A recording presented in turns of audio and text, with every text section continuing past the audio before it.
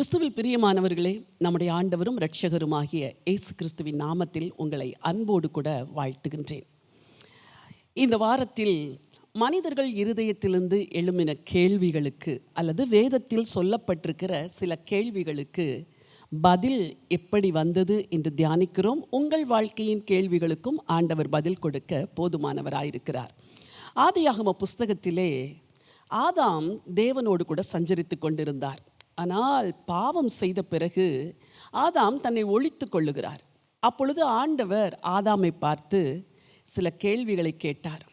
அதில் அவர் கேட்ட 2 கேள்விகளை உங்களிடத்தில் இன்றைக்கு நான் பகிர்ந்து கொள்ள விரும்புகின்றேன். ஆதியாகம புஸ்தகம் 3ஆம் அதிகாரம் 9வது வசனம். அப்பொழுது தேவனாகிய கர்த்தர் ஆதாமை கூப்பிட்டு, நீ எங்கே இருக்கிறாய் என்றார்.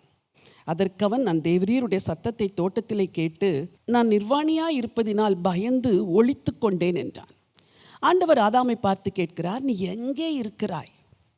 அதற்கு அவன் சொல்லுகிறான், நான் நிர்வாணியாய் இருப்பதினால் ஒளித்து கொண்டேன் என்று சொல்லுகிறான்.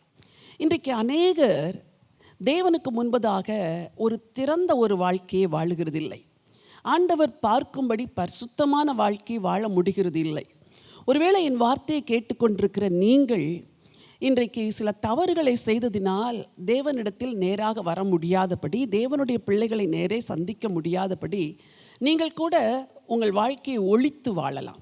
மனைவிக்கு விரோதமாய் கணவன் தவறு செய்யும் பொழுது எல்லாவற்றையும் மனைவிக்கு ஒழிக்க ஆரம்பிக்கிறான்.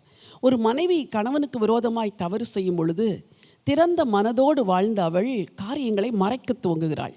பிள்ளைகளும் அப்படித்தான். அவர்கள் ஏதோ ஒரு பாவ வலையிலே சிக்கிக்கொள்வார்கள் என்றால் பெற்றோரிடத்தில் உண்மையை பேச மாட்டார்கள். கேட்கும் பொழுதெல்லாம் பொய் சொல்லுவார்கள், இல்லை என்றால் உண்மையை மறைப்பார்கள். இன்றைக்கு மனிதன் தன்னை ஏன் மற்றவர்களுக்கு முன்பதாக திறந்த முகமாய் வெளிப்படுத்தவில்லை என்றால் மனிதன் வாழ்க்கையில் இருக்கிற பாவம். ஒரு மாணவன் ஆசிரியரிடத்தில் தன்னை ஒழிக்கிறான். ஏன்? அவன் தவறு செய்வதனால். இன்றைக்கு உங்களை பார்த்து ஒரு கேள்வி கேட்கிறேன். ஆண்டவர் உங்களை பார்த்து, மகனே மகளே, நீ எனக்கு முன்பதாக திறந்த முகத்தோடு வர முடியுமா? திறக்கப்பட்ட இருதயத்தோடு வர முடியுமா? என்னை சந்திக்கிற அளவுக்கு உன் வாழ்வு சுத்தமுள்ளதாக இருக்கிறதா? என்னை நெருங்கி சேர்கிற அளவுக்கு நீ சரியாய் வாழுகிறாயா?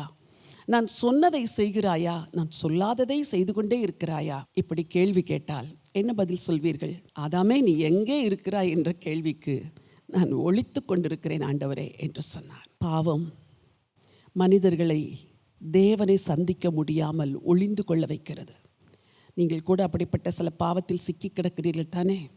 வெளியே வர முடியவில்லை, மனைவியை நேரே சந்திக்க முடியவில்லை, புருஷனை நேரே சந்திக்க முடியவில்லை, பெற்றோரிடத்தில் பேச முடியவில்லை, தகப்பன் தவறு செய்கிறதுனால் பிள்ளைகளை கூட தகப்பனால் சந்திக்க முடியவில்லை.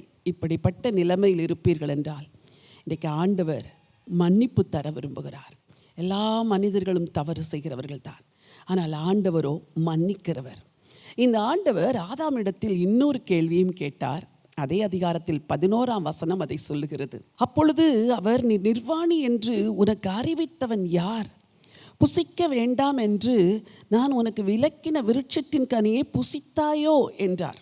ஆதாம் சொல்லுகிறான், நான் நிர்வாணி என்று. அவன் முன்பும் நிர்வாணியாகத்தான் இருந்தான். ஆனால் he was so innocent.